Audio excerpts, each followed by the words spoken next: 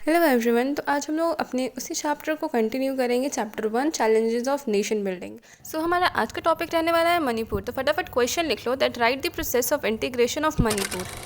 तो होता क्या है कि इंडिपेंडेंस से कुछ दिन पहले ही मणिपुर के जो महाराज थे बोधा चंद्रा सिंह, वो इंस्ट्रूमेंट ऑफ एक्सटेंशन को साइन कर लेते हैं इंडियन गवर्नमेंट के साथ।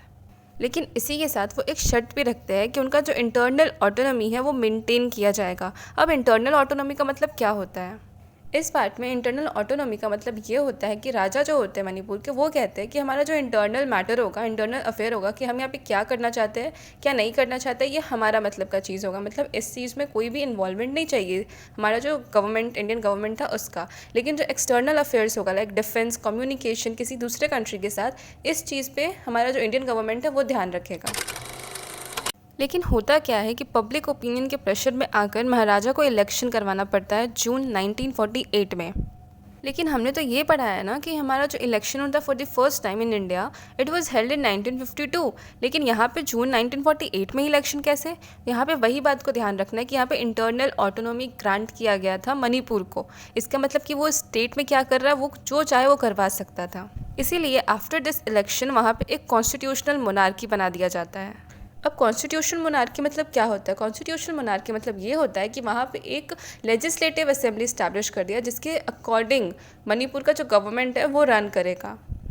लेकिन ये जो लेजिस्लेटिव असेंबली था ना, उसमें भी पीपल के जो ओपिनियंस थे वो बहुत ज़्यादा वैरी कर रहे थे। मतलब कि जो स्टेट कांग्रेस था वो तो चाह रहा था कि इंडिया के साथ मर्ज कर दिया जाए, लेकिन जो अदर पॉलिटिकल पार्टीज थे वो इस चीज़ को अपोज कर रहे थे कि नहीं, हमें एक इंडिपेंडेंट कंट्री आना चाहिए। हमारा जो इंडियन गवर्नमेंट था वो फाइनली महाराजा को मना लेते हैं इंडिया के साथ मर्ज होने के लिए, एंड एक मर्जर अग्रीमेंट साइन होता है सितंबर 1949 में। लेकिन ये जो मर्जर अग्रीमेंट था ना, ये बिना वहाँ के इलेक्टेड मेंबर्स, मतलब जो लेजिस्लेटिव असेंबली के इलेक्टेड मेंबर्स थे, उनको बिना कंसल्ट किए होता है। और इसी की वजह से वहाँ के लोग काफ़ी ज़्यादा गुस्सा हो जाते हैं, और जिस चीज़ को हम लोग आज भी फील कर सकते हैं। तो इसी के साथ हमारा मणिपुर का पार्ट कंप्लीट होता है, एंड आज हमारा एक और टॉपिक होता है कंप्लीट। अब एक लास्ट टॉपिक बचा हुआ है, रीऑर्गेनाइजेशन ऑफ स्टेट, एंड ये भी हम कल या परसों तक में कंप्लीट कर देने वाले हैं। एंड आई होप कि यहाँ तक का पार्ट तो आपको क्लियर हो गया होगा।